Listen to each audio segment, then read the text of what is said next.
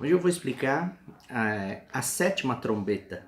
A Bíblia, no livro do Apocalipse, fala que vão ser tocadas 7 trombetas. As 6 primeiras trombetas são acontecimentos terríveis, tá? São destruições no mundo causadas por Satanás, tá? Que Deus vai permitir. Mas a sétima trombeta não. A sétima trombeta é o anúncio da chegada de Jesus Cristo a essa terra, tá?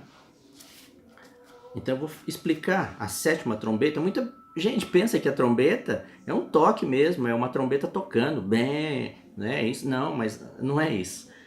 As 7 trombetas são acontecimentos aqui na Terra, tá? Então vamos ver. Para entender a sétima trombeta, em Mateus 24, versículo 36, aqui é revelado o mistério de Deus. Diz assim: mas a respeito daquele dia e hora ninguém sabe, nem os anjos dos céus, nem o Filho, senão o Pai. Esse é um grande mistério da Bíblia, a data da volta de Jesus, tá? Da segunda vinda de Jesus Cristo. É um mistério de Deus que não foi revelado aos profetas e ninguém sabe dizer a data da volta de Jesus. Para entender a sétima trombeta, nós temos que saber que Moisés construiu um santuário no deserto. E esse santuário é uma cópia do santuário que tem no céu. Foi mostrado para Moisés um santuário no céu. E Deus mandou que ele construísse na terra um santuário igual ao que ele viu no céu. Com todos os móveis, com todos os utensílios que foi mostrado para Moisés lá no santuário do céu. Tá? Se você for para Hebreus 8, no versículo 2, olha o que ele diz: como ministro do santuário e do verdadeiro tabernáculo que o Senhor erigiu, não o homem. Versículo 5. Os quais ministram em figura e sombra das coisas celestes, assim como foi Moisés divinamente instruído quando estava para construir o tabernáculo. Pois diz ele: vê que faças todas as coisas de acordo com o modelo que te foi mostrado no monte. Foi mostrado então para Moisés o verdadeiro santuário no céu, para que ele fizesse uma cópia aqui na terra. E Deus habilitou engenheiros através do Espírito Santo e ele fez um santuário parecido com o que ele viu no céu, com as limitações da terra, usando materiais da terra, logicamente. Tá? E Moisés viu dentro do santuário uma arca, que é a Arca da Aliança, e dentro dessa arca estavam as placas dos 10 mandamentos. E aqui na terra, Moisés fez igual. Olha só, aqui em Deuteronômio 10, no versículo 5.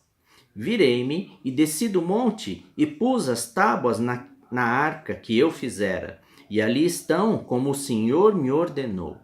E Deus escreveu os 10 mandamentos com seu próprio dedo, em 2 placas de tábua, de pedra, e mandou Moisés colocar dentro da arca, assim como Moisés também viu a arca lá no céu, que também tem os 10 mandamentos. Com certeza lá no céu não está escrito em placas de madeira, né? Deve ser, ou de pedra, deve ser outro tipo de material, mas isso não está revelado. Agora, em Apocalipse 11, no versículo 15, tem o toque da sétima trombeta. Mas aqui em Apocalipse 10, 7, olha o que acontece quando o sétimo anjo tocar a sétima trombeta. Olha o que vai acontecer. Mas nos dias da voz do sétimo anjo, quando ele estiver para tocar a trombeta, cumprir-se-á então o mistério de Deus, segundo ele anunciou aos seus servos, os profetas. Quando o anjo tocar a sétima trombeta, se cumprirá o mistério de Deus. E o que é o mistério de Deus? É o que a gente leu em Mateus. É a volta de Jesus, é a data da volta de Jesus.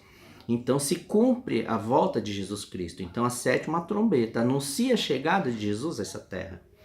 Em Apocalipse 11, 15, é a sétima trombeta. Diz assim: o sétimo anjo tocou a trombeta e houve no céu grandes vozes dizendo: o reino do mundo se tornou de nosso Senhor e do seu Cristo, e ele reinará pelos séculos dos séculos. E ele continua falando aqui da volta de Jesus, da finalidade da volta de Jesus, da vitória de Jesus, anunciando que Jesus está chegando.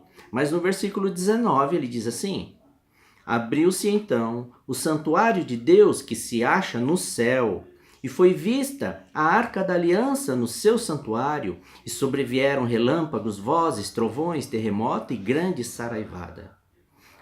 Quando é tocada a sétima trombeta, aí o que acontece? Ele diz que nós vamos ver o santuário de Deus que existe no céu. E esse santuário agora ele está aberto e nós vamos enxergar dentro dele a Arca da Aliança. E a Arca da Aliança é um símbolo do trono de Deus. E os 10 mandamentos estão dentro da Arca da Aliança que está no céu, os verdadeiros mandamentos. Não aquelas 2 placas de pedra que Moisés colocou na arca aqui na terra. Porque aquela arca ela foi escondida em cavernas, não se sabe aonde.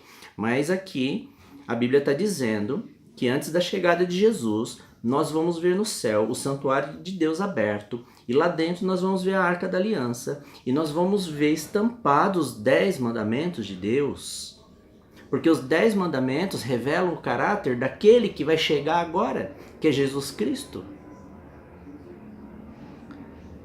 Talvez você nunca tenha ouvido falar disso na sua igreja, talvez ninguém nunca tenha ensinado para você essa mensagem maravilhosa. Porque a Bíblia descreve exatamente como o momento da chegada de Jesus a essa terra.